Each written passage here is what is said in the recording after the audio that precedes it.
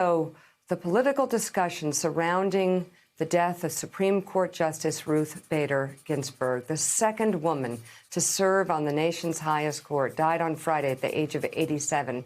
There will be a bitter political fight to fill her seat on the court. The president says he will nominate a replacement, and Senate Majority Leader Mitch McConnell says the nominee will get a vote. What's different now from 2016, when McConnell denied Barack Obama's nomination of Merrick Garland in the final year of Obama's term? McConnell claims it's because the same party now controls both the presidency and the Senate. In a Dear Colleague letter to Senate Republicans, McConnell wrote, quote, "Over the coming days, we are all going to come under tremendous pressure from the press to announce how we will handle the coming nomination. For those of you who are unsure how to answer, or for those inclined to oppose giving a nominee a vote, I urge you all to keep your powder dry. There are already at least 2 Republican defections. Democrats need 4. Senator Susan Collins, who's in a tough re-election battle back in Maine, and Senator Lisa Murkowski of Alaska said they oppose voting on a replacement before Election Day.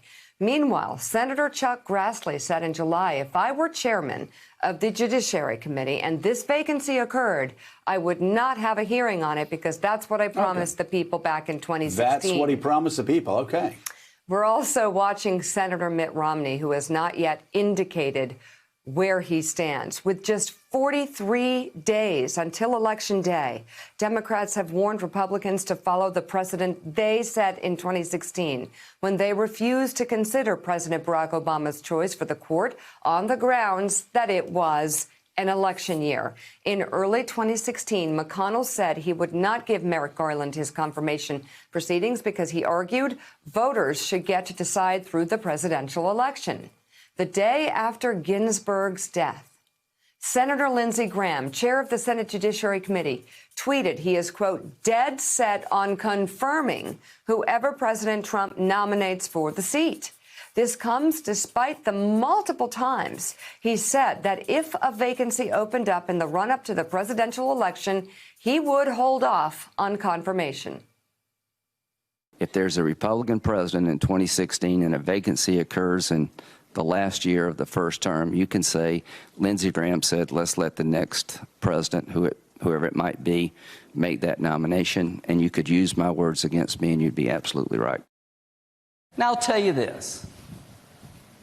This may make you feel better, but I really don't care. If an opening comes in the last year of President Trump's term and the primary process is started, we'll wait to the next election. And I've got a pretty good chance of being the judiciary. You're on the record. Yeah. All right. Hold the tape. I guess on the record as a liar, which we'll talk about in just a second. But, Joe, you know, the moment the news broke about the death of Ginsburg, Justice Ginsburg, a lot of our friends on the left and the right were calling, first of all, very, very saddened about her death. But secondly, very worried about the election. Our folks, our liberal friends, were worried that this would hurt their chances. Our Republican friends thought this was their moment, that they were going to have their October surprise. And you said, nope, it's the other way around. Immediately. Why was that? Well, first of all, I'll get to that in a second. But first of all, I've got to just talk about Lindsey. There's a guy that I came in with in 1994, a friend of mine. And we worked closely together in Congress. And I was talking to a couple of other friends who are no longer in politics, but who were friends of Lindsey's and who came in. And they're just astounded that he would lie so openly. I mean, again, it's, you know, you're like, wait, this is a guy that we knew and he would lie that blatantly to the people of South Carolina and America when it's on tape. And we really can't get our arms around that. We haven't been able to get our arms around that for several years now. But it's so interesting. Lindsey Graham was a guy that led the impeachment against Bill Clinton. And we Republicans were so shocked that Bill Clinton answered in one of his questions before the grand jury, it depends on what the meaning of is. And oh my God, the National Review and the Wall Street Journal editorial page and all of us Republicans and Lindsey Graham, we were running around talking about the deconstruction of the English language that's come straight from the 1960s.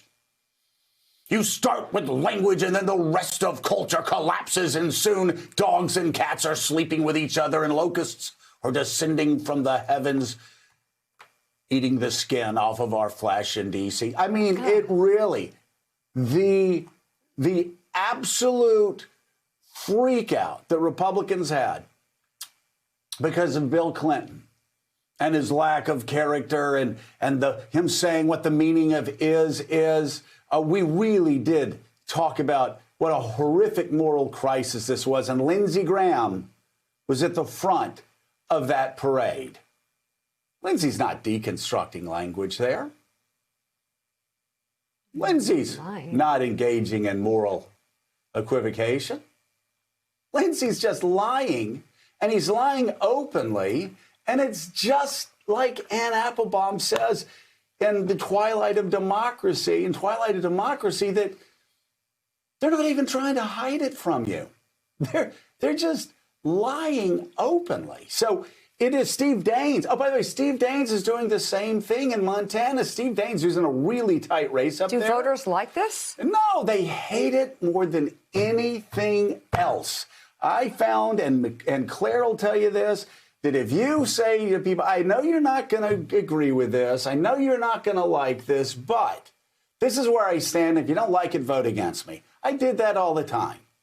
And the closest anybody got to me in a race was, in the general election race, was 62% to 38%. And I was the first Republican elected in my district since Reconstruction.